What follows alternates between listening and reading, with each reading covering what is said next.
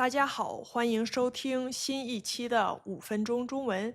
5分钟中文是一档每周末更新的中文播客，用自然的中文跟大家聊中国语言文化，还有生活中一些有意思的话题。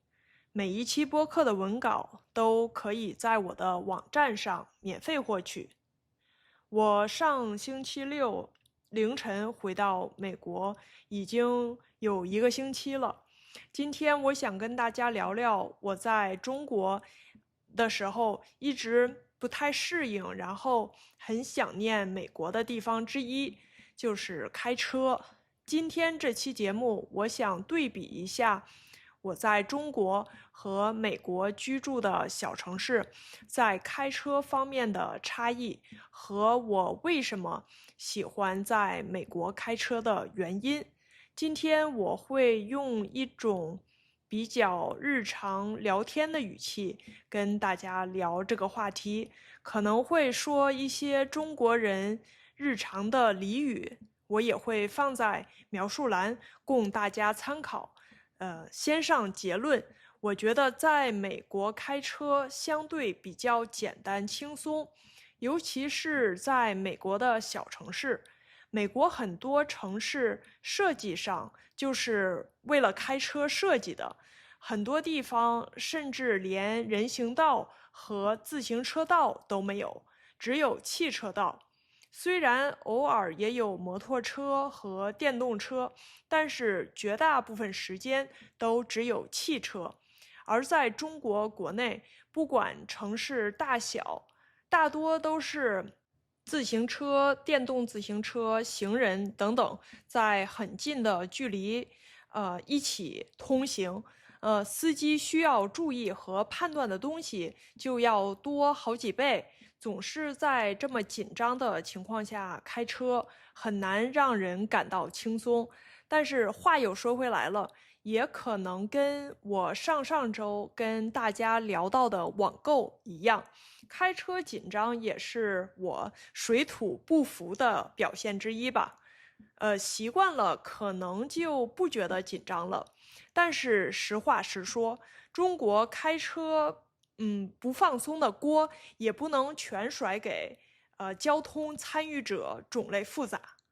我觉得，中国现在道路交通的问题的一个原因，就是很多非机动车，尤其是电动车，骑得很快，而且来回近距离穿梭。之前跟大家聊过外卖骑手，很多骑手为了抢时间，只能不顾交规和自身安全，骑得飞快。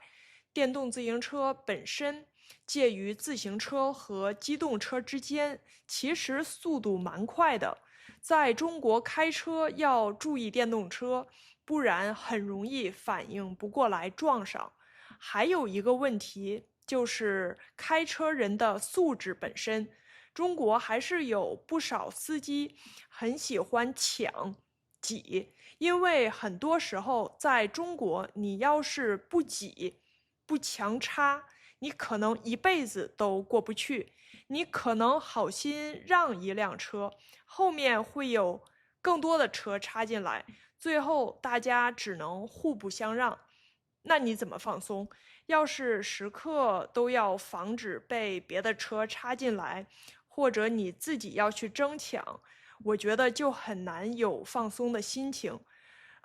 这个带来的一个负面后果就是中国式堵车，不是那种纯是因为车多或者因为事故造成的拥堵，就是从上面拍的照片看，有的时候路口就堵成一锅粥。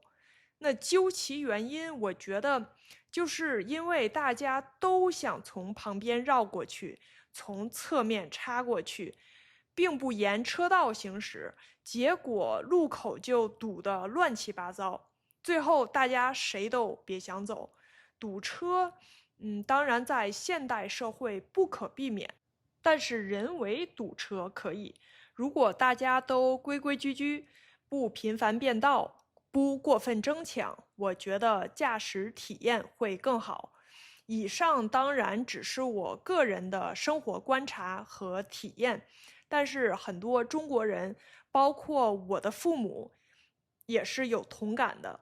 我觉得，如果一个外国人来中国开车，恐怕要适应好一阵儿，因为中国很多地方不是那种红灯停、绿灯行，按着车道一直开，不用多想的那种。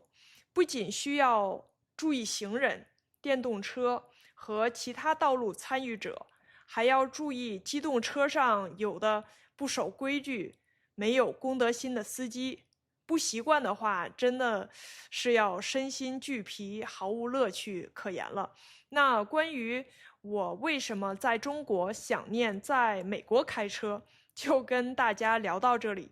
如果您喜欢5分钟中文，请您多多帮我订阅、分享、转发，让这个节目能帮到更多人。如果您愿意支持我，节目的描述栏下方有支持链接。感谢您的收听，我们下期再见。